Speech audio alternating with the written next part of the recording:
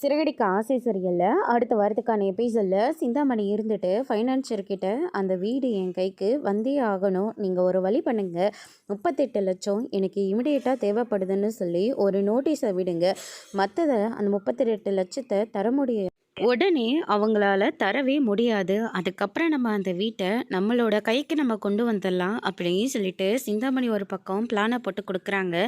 அதுக்கு அடுத்ததாக நோட்டீஸை பார்த்த உடனே சரி லாயர்கிட்டையாவது போய் பேசலான்னு பார்த்தா அண்ணாமலை இருந்துட்டு போடுவங்க என்ன பேசினாங்கன்னே தெரியலையே அப்படின்ற மாதிரி புலம்பிட்டு இருக்காங்க.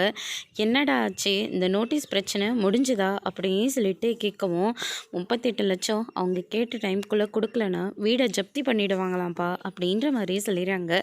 ஆமாம், கேட்ட டைம்குள்ளே நோட்டீஸ்க்கு பதில் சொல்லலாம் வீட்டை ஜப்தி தான் பண்ணுவாங்க அப்படின்னு சொல்லிட்டு நம்ம மனோஜ் ஒரு பக்கம் சொல்லிட்டு இருக்காரு. அதுக்கடுத்ததாக வந்து பார்த்தீங்கன்னா அப்புறம் எல்லாரும் அவமானப்பட்டு தான் இந்த வீட்டை விட்டு வெளியே போகணும்ல, அதுக்கு என் பொணமே வெளியே போயிட்டவே அப்படின்னு மாதிரி சொல்கிறாங்க. என்னப்பா நீங்கள் இப்படியெல்லாம் பேசிக்கிட்டு இருக்கீங்க, பேசாமல் நாம் கொஞ்ச நாள் ஊருக்கு போய் இருந்துட்டு வரலாமே அப்படின்னு சொல்லிட்டு அண்ணாமலை இருந்துட்டு வீட்டை விட்டு வெளியே போகிறதுக்காக முடிவெடுக்கிறாங்க.